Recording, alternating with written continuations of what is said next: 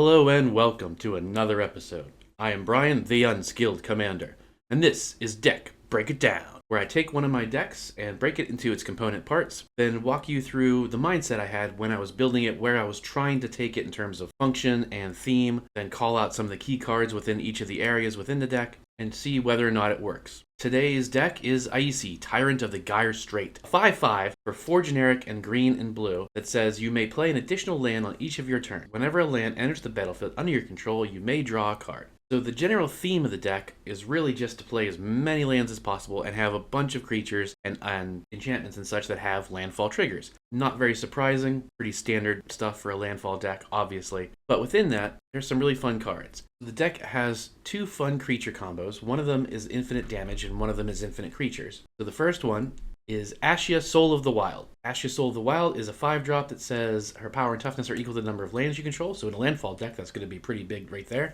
But non-token creatures you control are forest lands in addition to their other types. You also need Prodigal Sorcerer that says tap and deal 1 damage to target creature or player. And finally Ley Weaver that says tap it to untap 2 target lands. Ley Weaver and Prodigal Sorcerer can't have summoning sickness, but Ashia can. As long as all 3 are on the battlefield, tap the Sorcerer to deal 1 damage to one of your opponents, then tap Ley Weaver to untap 2 target lands. But because of Ashia, Ley Weaver and Prodigal Sorcerer are both forests, so you untap both of them. You can just continue to tap Sorcerer and Ley Weaver over and over again, pinging all your opponents down to 0 life all at once unless they can blow up one of them at instant speed. A lot of fun, and I think I may have had it actually work once. The other combo is making infinite creatures. You get Ivy Lane Denizen that says whenever another green creature enters the battlefield under your control, put a +1/+1 counter on target creature. Then you also need Herd Baloth. Whenever 1 or more +1/+1 counters are put on Herd Baloth, you make a 4/4 green beast creature token. You have to have Ivy Lane Denizen on the field first. Then you played Herd Baloth. As it enters the battlefield, Ivy Lane Denizen lets you put a counter on something. You put the counter on Herd Baloth. That creates a 4/4 green beast token. When that enters, Ivy Lane Denizen lets you put a counter on something. You put the counter on Herd Baloth. It makes a 4/4 green beast token. Blah, blah, blah, blah.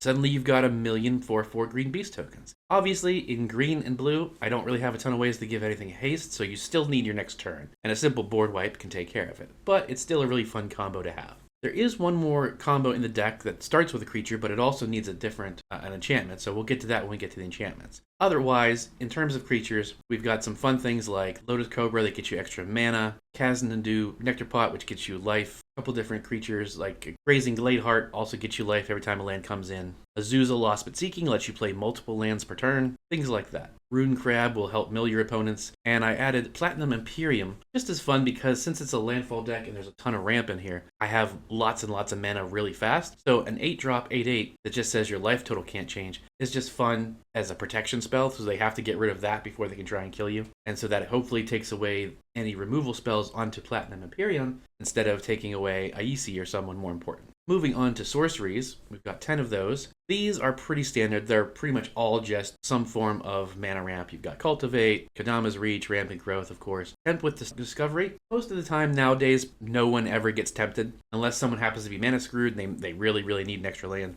But that's fine. It's just for me to get an extra land. I don't really care if other people are getting them. And I had the cool full art, so I just wanted to put it in there. Instance, I only have 3. I have Aetherize, which return all attacking creatures to their owner's hand, which is a great way to defend myself, but the rest of them are card draw. And there's a lot of card draw within sorceries as well. Not a lot, but there are some card draw in sorceries as well. For artifacts, we've got 13. Pretty much the things you would expect. We've got Emerald Medallion because the bulk of the spells in the deck are green, so I have that to reduce the cost by 1. Duran Orb says sacrifice a land and you gain 2 life, but then we also have Conduit of Worlds that says you may play land cards from your graveyard. So I have a ton of lands because of all the ramp. I sacrifice a bunch of them to gain life if I need to, but then I can play them back from the graveyard anyway, so I don't lose them. We've got Lightning Greaves to try and protect Aisi a bit. Spellbook so that I don't have to worry about constantly dumping cards out of my hand. Hot Vessel as well. Millennium Calendar is a fun alternate win as well because with all this mana, I can just keep pouring it into the Millennium Calendar, tapping it and doubling it out on top of it. Plus I can tap all of my lands even if I don't use them,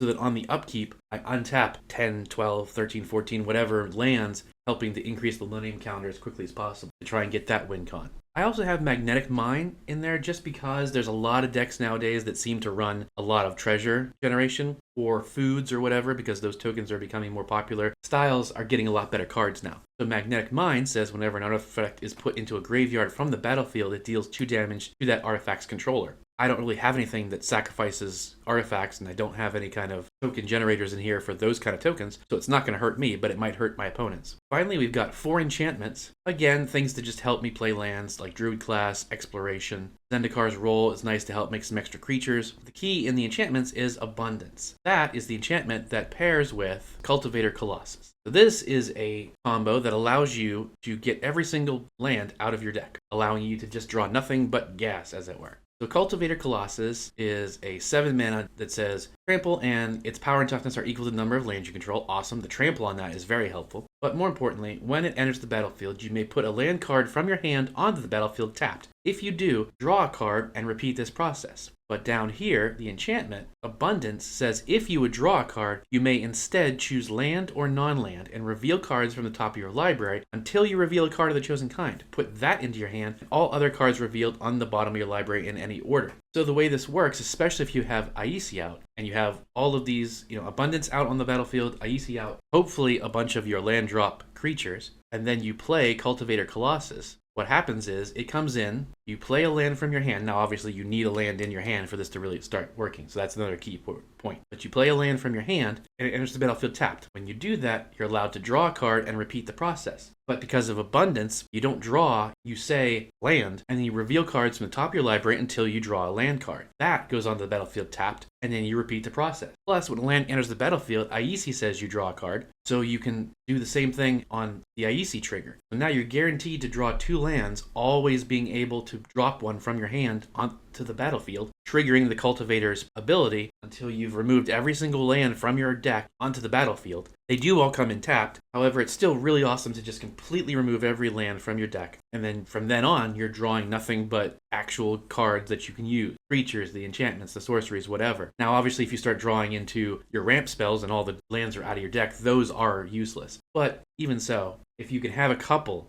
of your landfall cards out already, like Brazen Gladeheart, where you gain 2 life when a land enters the battlefield, or Rampaging Balos, when a land enters the battlefield, you put a 4/4 green beast token on the battlefield. The deck itself has 40 lands. So you could theoretically drop 20, 30 lands off of this move, depending on what turn it is. You just gained 60 life and made 30 different, Rampaging Balos, or whatever other triggers you have. Again, no haste, so you'd still have to wait till your next turn. But that puts you in a pretty promising lead. And of course, in terms of lands, there's not really anything special. Rogue's Passage is just there because it's a good staple. And I do have a couple creatures that have power and toughness equal to the number of lands, like we've already seen. So if I do have 17 lands out, and one of those, a 17/17 swooping in unblockable, is a pretty big deal. But otherwise, they make sure lands taps for green or blue, and a bunch of basics. And of course, I do have things like Terramorphic Expanse, Evolving Wilds, Fabled Passage, things like that, because they,